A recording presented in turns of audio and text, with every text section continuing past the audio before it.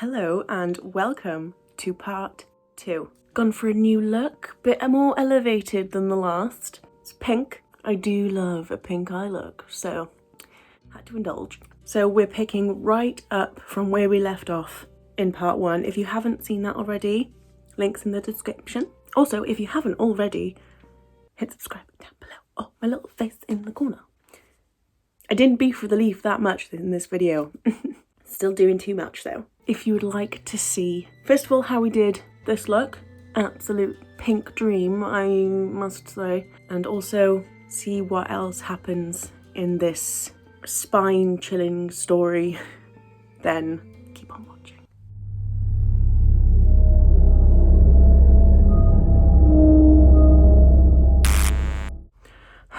I'm really sorry for how boring the background is right now. My light broke, you know, my nice little colourful light. Went to plug it in and it's not working. So I've lit a candle for a little bit of ambiance, but it's not doing what I want it to do. It's not giving the same effect as the nice little light did, but whatever. Can you hear that? The washing machine is about to take off. That was intense. Right, I think it's calmed down for now. That was quite scary. I am fresh-faced today because we're going to be going from scratch. So, are we ready for numero dos? That means number 2. I don't know what part is in Spanish.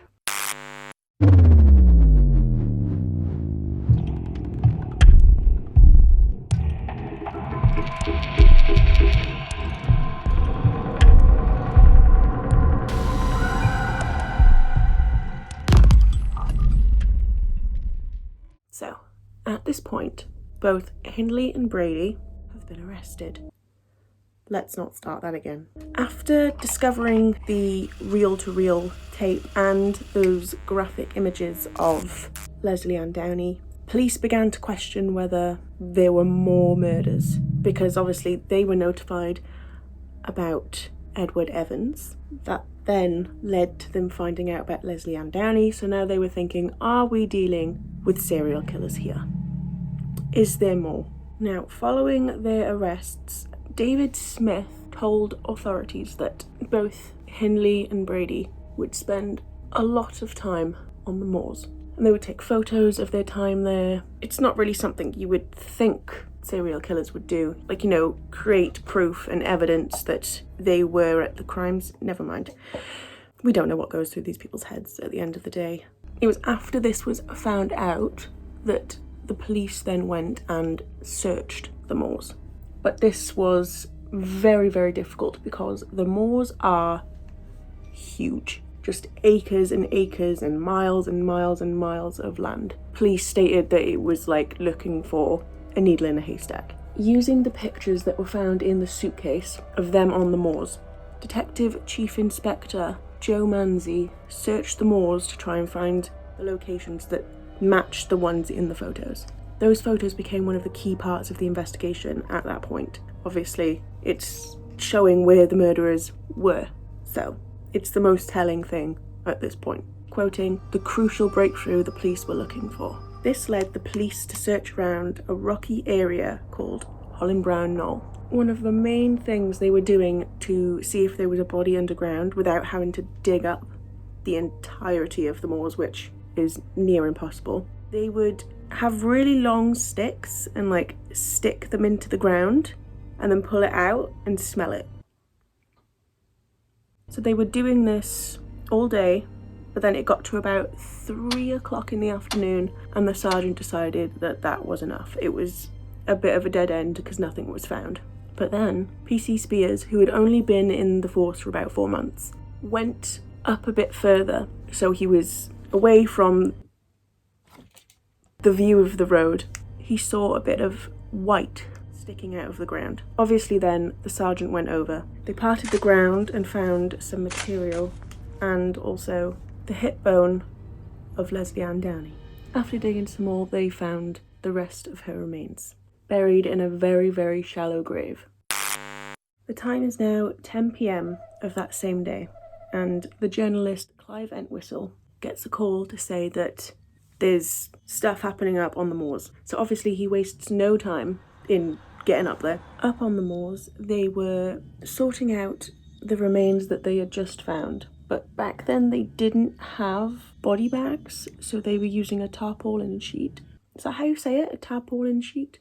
Tarpaulin? To relocate the body. And because obviously it wasn't completely covered, whilst they were moving the body, Clive Entwistle managed to see what was in the sheet, and he said that he will have to live with that image for the rest of his life. Like, it's something he still thinks about. Oh no, I got powder in my eye. Nobody panic. Everybody stay calm. Stay calm. What's the procedure, everyone? What's the procedure? Stay calm! Whew, I've got a dry eyeball. A dry ball, if you will. Oh no. Okay, are we ready to carry on?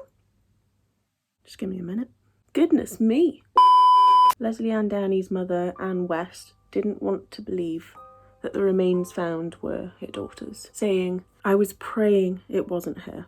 She first saw her clothes, but the police told her that it could be another little girl just wearing Leslie's clothes. She said, "I just couldn't believe people could be so evil." That's what we're all thinking. When being asked about the murder of Leslie, Myra tried to downplay her involvement, saying that she was told that the girl would be 19, but instead was presented with a 10-year-old. Why does it matter what age? You were gonna kill someone regardless.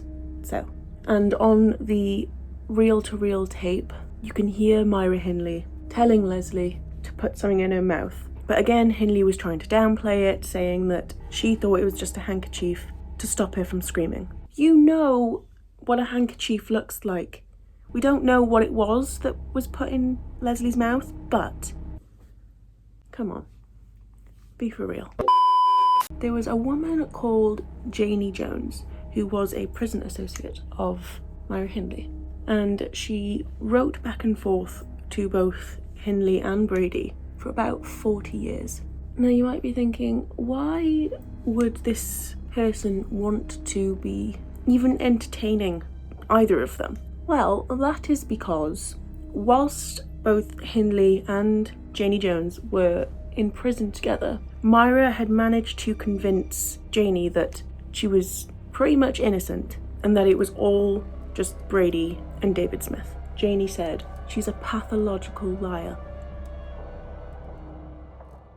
Finally, in the 1980s, Myra Hindley admitted to being there for the murder of Leslie Ann Downey. But Brady was not impressed with her confession. He said, and I quote, get ready, this is a long quote. "In her confessions, she continues to use the distancing strategy, using small admissions to cover large lies. Yes, I took part, but Ian did the killing. Yes, I was there, but I saw and heard nothing. The only murder she could not deny in this manner was that of Leslie Ann Downey, as her voice was taped. Hindley insisted on killing her with her own hands using a length of silk cord, which she afterwards liked to toy with in public, in the secret knowledge of what it had been used for."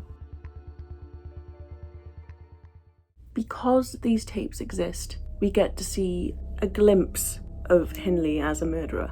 She couldn't have been a bystander in the murder of Leslie Ann Downey because it took place in a bedroom, and that bedroom was very small. There's no being the other side of the room while it's happening. It's there, it's right in front of you. So you're not just a bystander in that situation. The tapes suggest that Hindley was actually the driving force of that murder, because her voice isn't just heard once or twice, it's the tape. When searching Brady and Hindley's home, the police found a notebook, and in that notebook, Brady had written the name of another child that they had murdered, John Kilbride. John Kilbride was described as quite a cheerful child. The day he went missing, he set off to go to the local market and never returned. The police began searching immediately, and he was reported a missing child. Sadly, he was missing for about 2 years, but 5 days after the discovery of Leslie Ann Downey's remains, they found the remains of John Kilbride buried just across the road from where Leslie was buried. His mother, Sheila Kilbride, had waited over 2 years for the news about her missing son, saying, I thought I'd never know anything at all. I would never know all my life. In a way, I was relieved.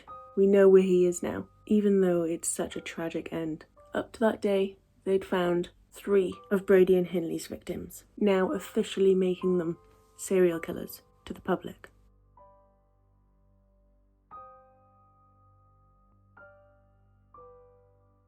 But now the question on everyone's minds was, why? Why have they killed all of these children? This obviously caused so much grief to not only the families and friends, close ones of the victims, but also to the public. In December 1965, after 11 days of hearings, led Brady and Hindley to be committed for trial. And outside of the Court of Hyde, public disgust burst into violence. Going back to the question of why. A lot of people have gone back to look at their childhoods to see if there's anything from back then that could explain the reason why they were how they were as adults. Firstly, Ian Brady. He was born in 1938 as Ian Stewart. Within months of being born, his mother fostered him out and he was taken in by the Sloan family. So he was first Ian Stewart, then Ian Sloan, before eventually becoming Ian Brady. As we can see just from that, his childhood was very complicated, which no doubt played a role in the man he went on to become. He admits in a few of his letters to Janie Jones that he would consistently return to his childhood and would talk about it in quite a nostalgic way, talking about all the childhood games he would play outside, but it would never be about the people. It would always be about the activities he did and about the city he lived in and the area, but never about the people. The letters show that he's just trying to paint this idyllic picture of his childhood because he didn't want people to know him. He didn't want people to know that part of his life, because then people can analyze it and be like, that's why you turned out the way you did. He left out key details which would have helped give people a better understanding about who he is. For example, he never spoke about his birth mother, the 4 other children that the Sloan family had, or even his school life. It was just about the games he played and the city he lived in. Brady knew that the letters weren't going to be kept private because he saw himself as some sort of star. So he was actually writing to the public. He admits in one of his letters that he would spend a lot of his teenage years alone, drinking in cemeteries. So that somewhat shows why Brady was willing to make his own kind of cemetery on the moors. But now, why did Hindley take part?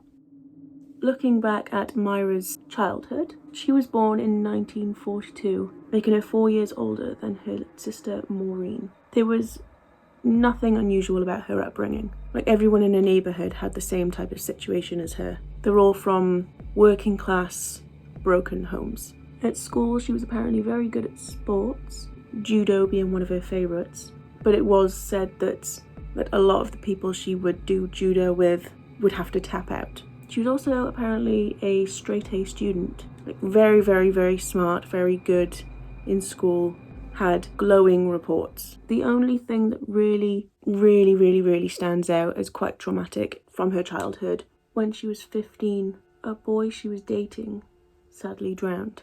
He had asked her to go swimming with him, but she declined and then forever felt guilty about it. This 15-year-old boy was called Michael, and he was from a very Catholic family. So after his death, Hindley turned to Catholicism and did actually become a Catholic. I just blinked and I got eyeliner under my eye. Did I just do it? Nikki, enough. Get off. Absolute chaos. Now that the police are aware of 3 of Brady and Hindley's victims, they began looking into other missing children cases, the ones that were presumed dead. They predicted that there would be at least another 2 bodies buried on the moors. One of their victims, Pauline Reed, had been missing for 20 years, and in the mid-1980s, new information finally came to light. In 1985, Brady felt that Hindley was going to be paroled. So to stop this from happening, Brady said he was ready to confess to additional murders. But before Brady could even speak about it, Hindley confessed. She even agreed to help the police locate the bodies. After 20 years, Myra Hindley was taken back on the moors. With many police officers in tow, Hindley arrived at the moors to do what she promised to do. In July 1987, the police finally located the remains of Pauline Reed. She was buried only 100 yards away from where they found Leslie Ann Downey. Now, Brady confesses. He confesses to a murder that the police had already suspected they had done, and that was the murder of Keith Bennett. After confessing, Brady agreed to help the police locate the body of Keith. This was Brady's first return to the moors after 24 years. But neither Brady nor Hindley could locate the body of Keith Bennett. Keith's mother, Winnie, spent the rest of her life grieving him and was always hopeful that his body would be found so that she could give him a proper Christian burial. However, in 2012, Winnie died without ever being able to locate her son's body. Her family are still determined to find Keith's remains to honour her and him.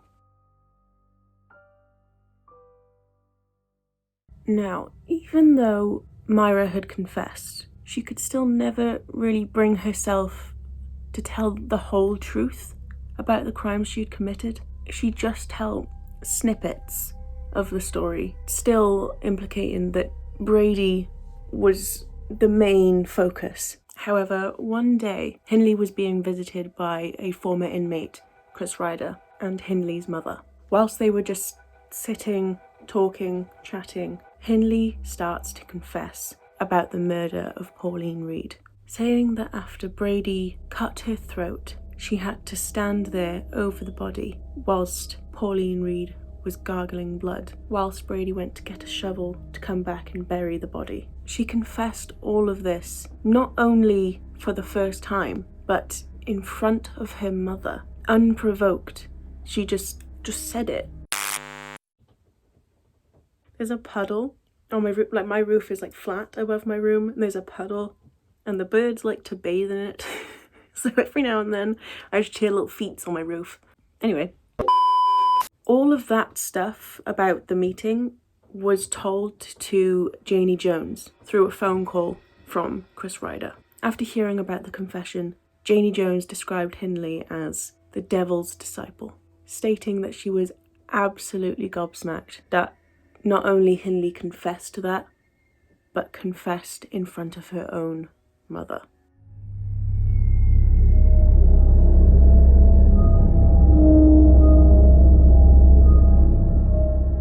Okay, makeup's done. We've gone for a bit of a pink eye today. Oh, like a pink makeup look. We don't want no pink eye over here. Ooh, there's pink eyeshadow on my laptop. That's never good. Okay, I'm gonna leave it here for part 2, and then we go straight into a part 3 next time. So, part 2 was very interesting.